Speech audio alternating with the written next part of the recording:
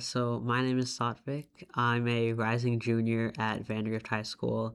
I'm interested in entrepreneurship and technology, and I joined Choicest Fruit to gain more exposure to programming and working with a team.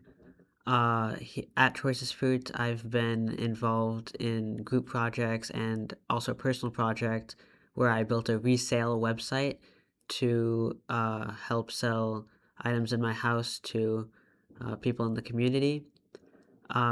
With other teammates, I've worked to create a memory app so that students and people in general can remember things that they've learned through fun games.